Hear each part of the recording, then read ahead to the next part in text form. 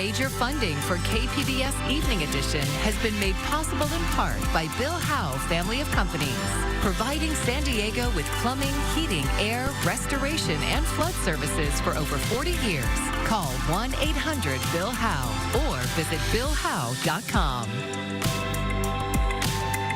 And by the Conrad Trebas Foundation, Darlene Marco Shiley, and by the following.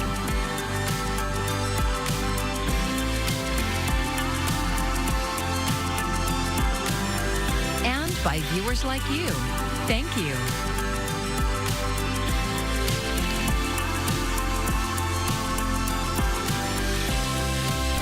The deadline for a federal government spending bill is drawing near. Thanks for joining us. I'm John Carroll in for Maya Tribulsi. Two California members of Congress were in Oceanside today to make a political demand. KPBS reporter Thomas Fudge tells us what these two Democrats want as part of a deal. Congressman Mike Levin and Senator Adam Schiff came to this True Care clinic in Oceanside to say they wanted an extension of a health care tax credit. The tax credit is part of Obamacare, and they said any bill to keep funding the government must include its extension. Those subsidies help lower the cost of health insurance plans purchased on Affordable Care Act marketplaces. One analysis said a lapse in Obamacare subsidies could also lead to an additional $7.7 billion in unpaid medical bills from uninsured patients. The ACA tax credits expire at the end of the year. Michelle Gonzalez is the CEO of True Care. These credits are critical. At True Care, we watch this play out every single day. Patients who benefit from screenings to prevent cancer or heart disease. Children who can refill their asthma medication to avoid an adverse outcome. Neighbors who live with the peace of mind that if they get sick, they have access to high quality and compassionate doctors and medical staff. If the Republican proposal were to go through, it kicks the can down the road until November. And then in November, they'll want to kick the can down the road even further. And whatever funding is in a Republican-only funding bill, they'll simply cut priorities they don't like. They'll continue with the lawlessness. Russell Vought is telling us this is what he plans to do. So that is not an offer at all except our way or the highway. Some Republicans have expressed their support of Affordable Care Act tax credits. Republicans need 60 votes in the Senate to pass a spending bill. In Oceanside, Thomas Fudge, KPBS News. Locked in a standoff with congressional Democrats, the White House Budget Office has told federal agencies to prepare for mass firings if the federal government shuts down next week. Karen Kafa has more from Washington. The federal workforce has already been rocked by mass firings and confusing rehiring since the Trump administration took office in January. Now the White House Budget Office wants agencies to draw up plans for mass layoffs if Congress fails to meet a funding deadline next week.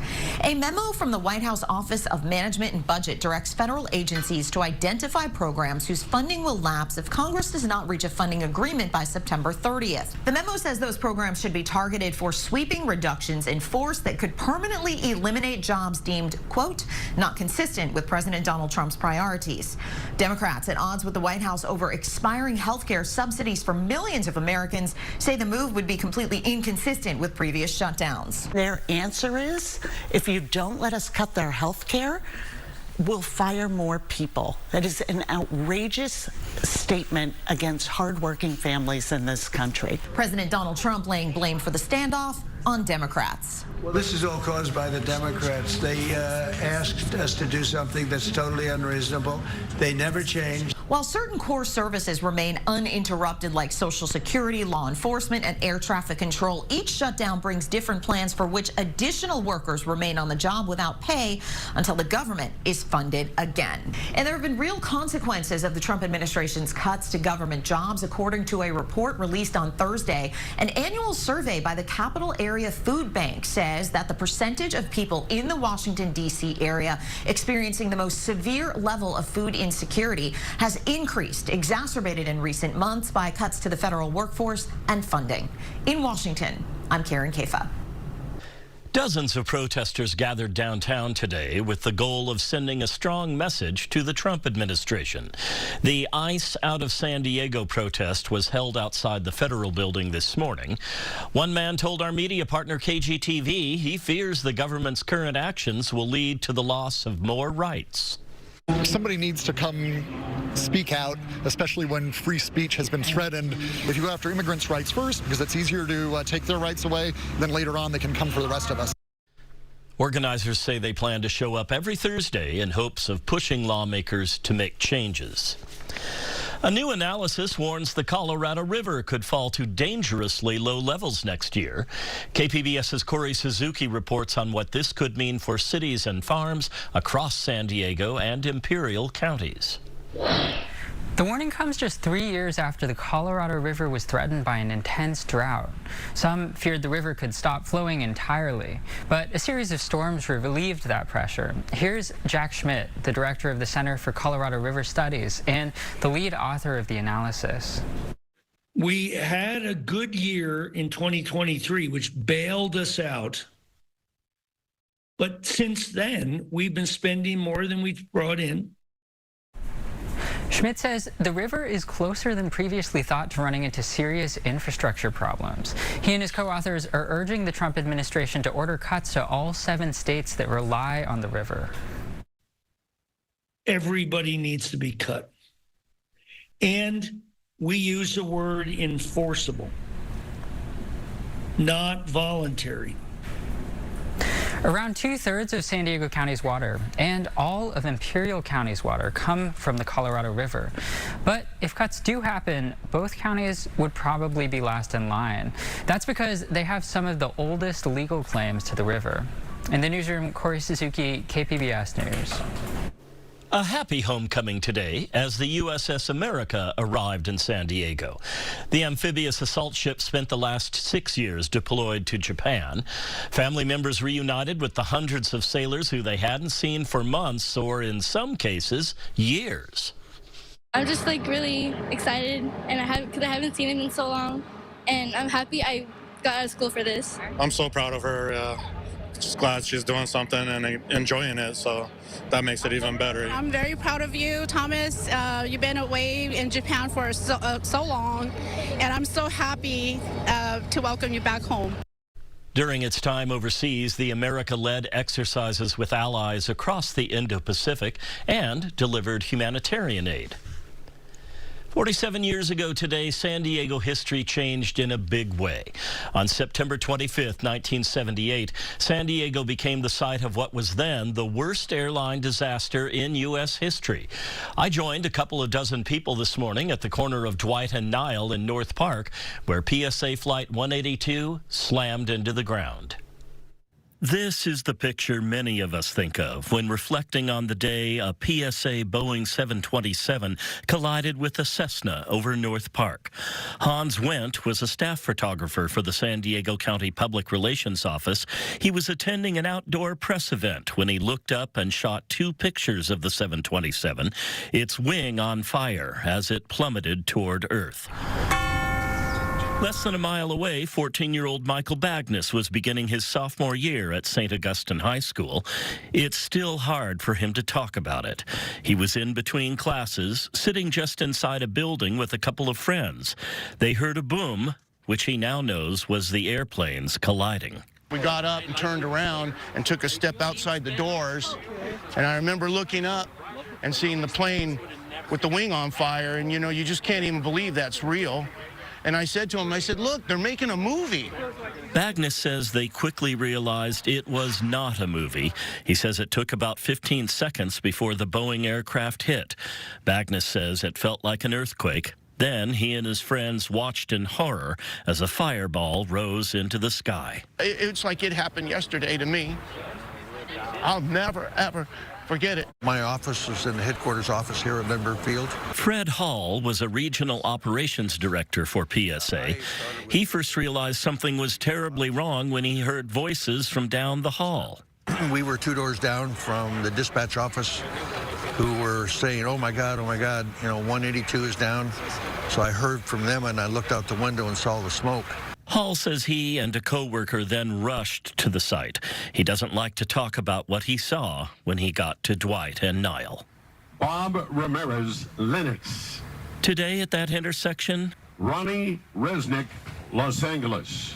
a memorial for the victims. Francis Resnick, Los Angeles. The reading of names of all those lost, and the placement of roses for every one of the victims. 135 people on the 727, 2 on the Cessna, and 7 people on the ground. 9 were injured.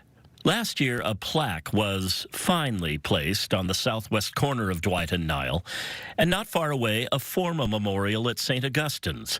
Permanent signs of a horrible day in San Diego history that everyone here says we must never forget. I'm Amna Navaz. Tonight on the NewsHour, the White House threatens layoffs if Congress can't avoid a government shutdown. That's coming up at 7 after Evening Edition on KPBS. After a year marked by insurance companies pulling out of California, state officials say 5 major insurers have committed to stay in the Golden State. Madison Keevy reports. From a global perspective, may be one of the most pressing global issues as it relates to the issues of climate change. Governor Gavin Newsom talks homeowners insurance during a live-streamed conversation with Bill Clinton from New York on Wednesday. Newsom took the opportunity to announce 4 insurance companies will stay in California. CBS Sacramento confirming shortly after a 5th will stay too. 2 days ago, we had our 4th come back in. We had a lot of folks who were leaving the market. A spokesperson for the California Department of Insurance says 3 of the state's top 7 largest homeowners insurers will stay in California. That's Mercury Insurance, CSAA, USAA, Pacific Specialty, and California Casualty. All 5 insurers requested rate changes of 6.9%. The Department of Insurance's spokesperson says it's identical to thousands approved under past insurance commissioners. We had to address the reinsurance market. We had to address the capital needs of these companies. And the reforms we've just put into place allow for more rapid rate increases. Insurance companies can use catastrophe modeling to determine wildfire risk and set their rates. The promise from companies, they must provide more coverage in high wildfire risk areas across the state. Families in southeast San Diego are celebrating. That's after school district leaders reversed a decision to remove middle school grades from a transitional kindergarten through 8th grade school. KPBS education reporter Katie Anastas explains why. Bethune K-8 school was one of 4 schools set to lose its middle school grades in the next 2 years. District leaders said middle schools provide more electives and the courses students need to prepare for college. At the meeting, teachers highlighted Bethune's strengths, including Spanish language classes, a leadership program, and sports. Of all the K-8 schools in all of San Diego Unified, we're the only school the past 3.5 years to have a team in every sport every year. Jonathan Nagtalen's daughters graduated from Bethune. He says the school has what the district wants for its middle schools. I've never sat in a meeting where you basically go through all that emotion, hear all the wants and needs, basically have to go ahead and prove your case, and at the very end, realize that this is what we need. Superintendent Fabiola Bergula says she'd like to see Bethune add a second foreign language option so more students could work toward college admissions requirements. At the end of the meeting, she announced middle school grades would stay.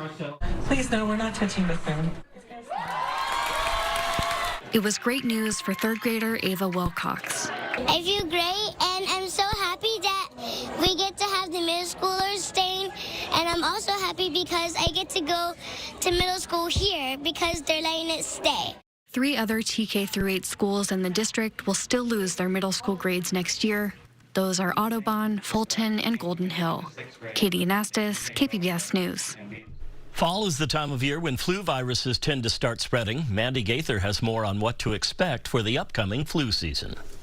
It's almost that time of year again. Fall signals the start of flu season, which typically starts in October with peaks between December and February. We're expecting this year to be moderate, but last year was severe. We had more illnesses, more hospitalizations, and more preventable deaths of children. Dr. Sarah Nozel with the American Academy of Family Physicians says the best protection is to get the flu shot as soon as it's available to you before the season gets into full swing. The CDC recommends everyone 6 months and older, with rare exception, to receive the vaccine, which is trivalent this season, meaning it protects against 3 strains of the influenza virus. Nozel says vaccination can help protect against severe disease. Your body's ready to take on that fight. So instead of ending up in the hospital with pneumonia, you might have a runny nose for a few days, and you will be much less contagious. For the first time this flu season, there's also an at-home flu vaccine available in 34 states.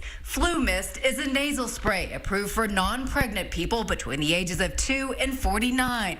Nozel says to talk to a doctor to make sure you're eligible to receive it. You really need to check in if you have any of the medical conditions that would make it not safe to be given. It's really for healthy young people. For Health Minute, I'm Mandy Gaither. If you've been around San Diego for long enough, you might remember a particular building on Pacific Highway. In its final days, the old place was hardly noticed, but in another time, to another generation, it might have been the most important spot in town. Ken Kramer shows us why. In 1983, the word went out in San Diego, help wanted. Are you a carpenter, a painter, a waitress? We need you to come here to this place, this building, the Pacific Square Ballroom. Here's what it looked like back then. Video taken at the corner of Pacific Highway and Ash. See, about 40 years earlier was World War II, and this whole city was all about the Navy and the war and building planes 24 hours a day.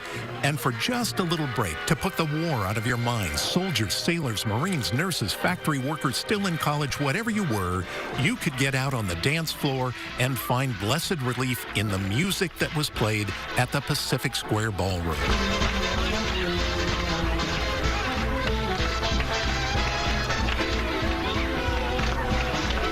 Oh, I mean Tommy Dorsey and Harry James, Gene Krupa, Duke Ellington. You went to the ballroom, it was like a pep rally for the San Diego soul.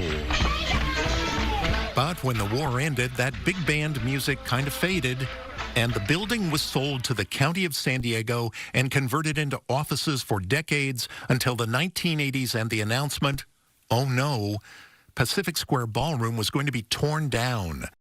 That's when the Help Wanted notices went out. A plan was taking shape.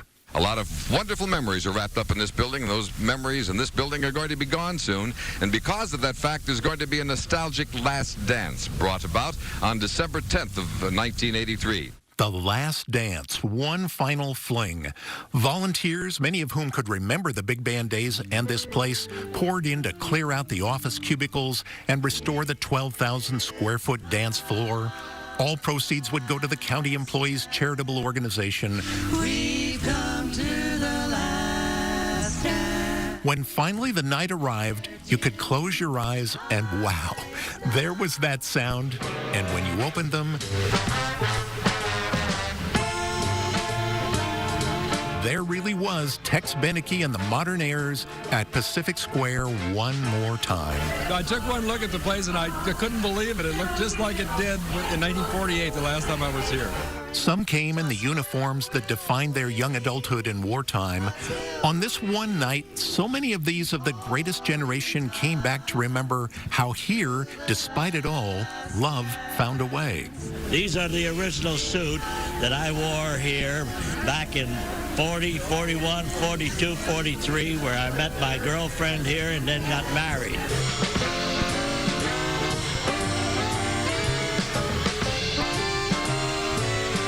As they danced and remembered, you just wanted to say bless their hearts, everyone, how they loved this place, what it meant to come back one more time. Brings back memories of 40 years ago when we bought these little tiny orchids and pinned them on our girl's lapel and danced to Miller and Beneke, listened to Frankie Lane. It's really meaningful to us. How wonderful it was to hear these songs.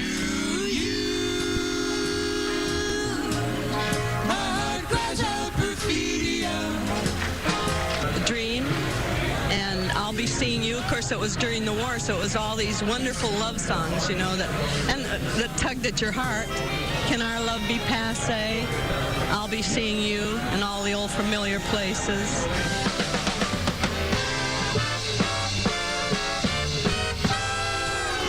1,500 people. At one point, Tex Beneke, superstar saxophonist and band leader of the 1940s, spoke to everybody. You gotta save this place. You gotta save it. Because if all you people out there just talk it up a little bit, this place is going to be here. It's going to stay here. I think it should.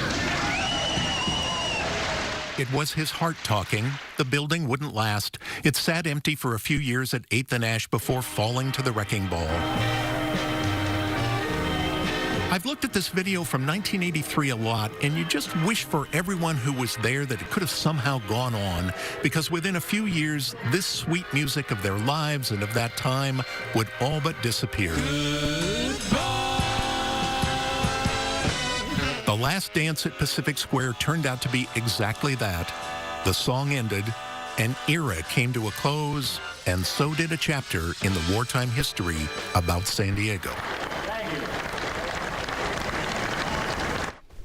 You can watch Ken Kramer's About San Diego tonight and every Thursday at 8 here on KPBS.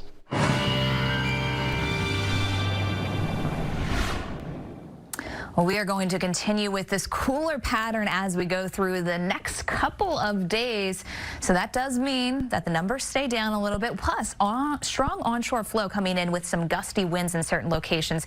You'll also note that that's going to help to bring in the chance for some precipitation this weekend. A lot of it will probably come in the form of morning drizzle for most of us, but it'll be out there. As we take you through tonight, 66 in the city, 65 in Chula Vista, 61 in Ramona, Mount Laguna coming down to 51 degrees. Heading through your Sunday, though, here comes that moisture again, still surging its way northward around this low that's been hanging out for us. So plenty of wet weather out there across parts of Arizona and into New Mexico. Not quite as much in our location, though we will still have the chance for some rain. I think your Friday probably pretty quiet. 73 the high in the city. Lots of clouds out there to start off the day. And I think we keep some clouds lingering around too as we move throughout the day. Chula Vista 73 for your high, and we make it to 88 in Borrego Springs due to some of that extra cloud cover and really just the cooler air mass that is in place.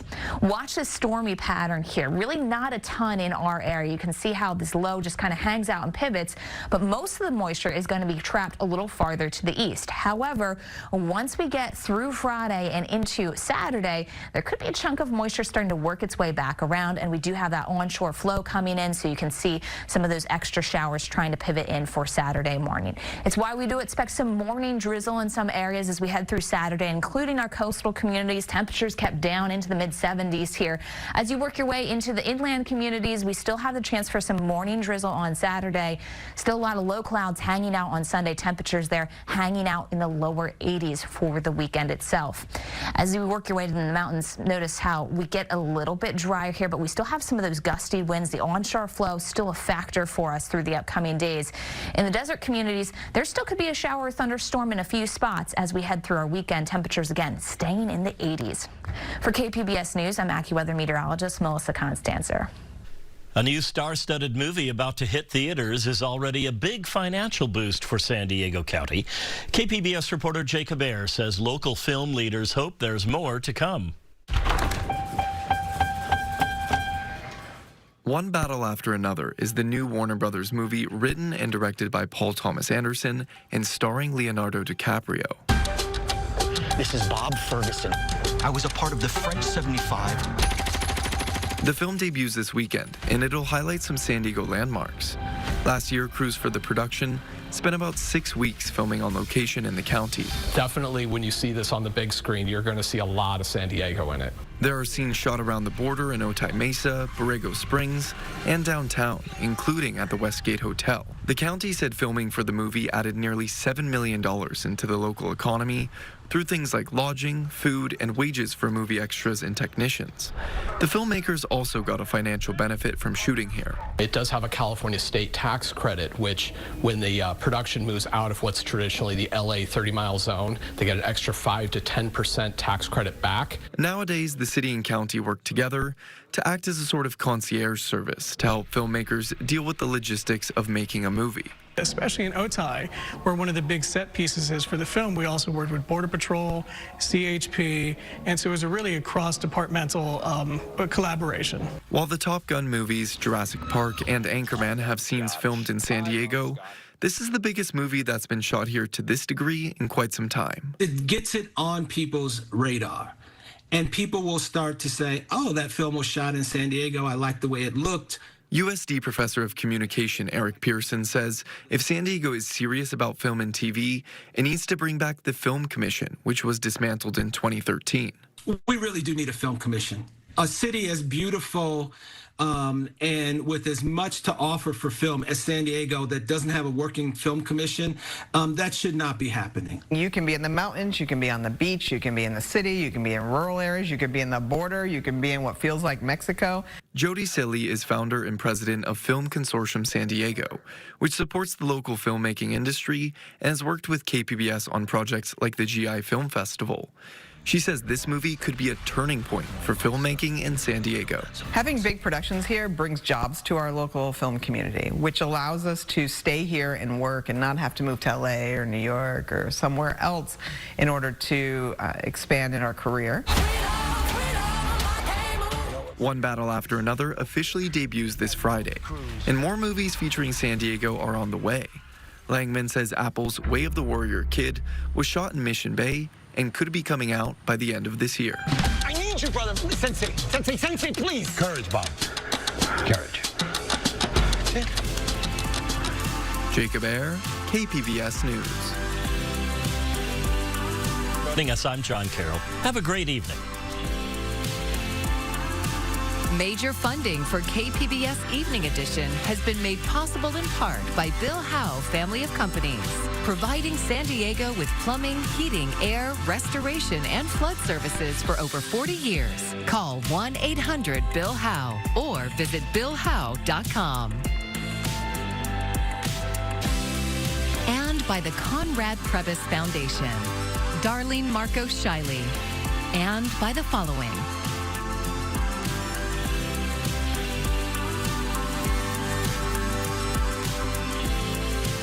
By viewers like you.